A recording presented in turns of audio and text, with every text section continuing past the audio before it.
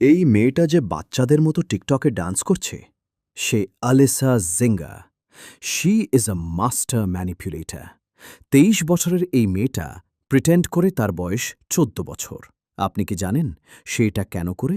যেন সে ১২ থেকে ১৪ বছরের ছেলেদের গ্রুম করতে পারে সেক্সুয়ালি এক্সপ্লয়েট করার জন্য। এটা সবচেয়ে হরেবল একটা কেস। ২০০১ সালে ট্যাম্পা, ফ্লোরিডাতে তার জন্ম।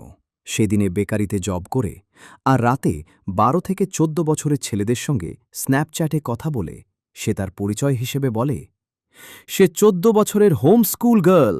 সে তাদের সাথে তার এক্সপ্লিসিট ফটোজ ভিডিওস শেয়ার করে, তাদের সঙ্গে এমনভাবে অ্যাক্ট করে যেন সে আসলেই ১৪ বছরের মেয়ে। সে এমনভাবে কনভিন্স করে ভিকটিমের পরিবারও বিশ্বাস করে ফেলে তাকে। একবার শপে চুরি করে ধরা পড়ার পর সে পুলিশকে বলে তার বয়স ১৪ বছর।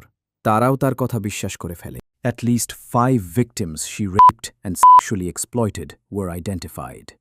তার প্রথম ভিকটিম ১৩ বছরের একটি ছেলে। তাদের সম্পর্কটা খুব টক্সিক ছিল।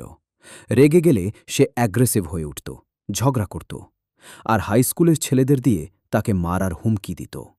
তারা দুজন প্রায় ৪ মাস ডেট করেছিল, আর এই কয়েক মাসের মধ্যেই তারা ৩০ বারেরও বেশি বার সেক্স করে।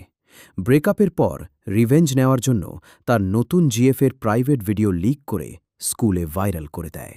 এই কেসটি দেখে আপনার মনে হতে পারে she fail in love, but in reality she was a serial sexual Predator. Even তার পেরেন্টসরাও তাকে সাপোর্ট করে, এটা জানা সত্ত্বেও যে তাদের মেয়ে একজন সেক্সুয়াল প্রেডেটর। তার বিরুদ্ধে ১১ চার্জেস আনা হয়: battery, molestation, child pornography and many more.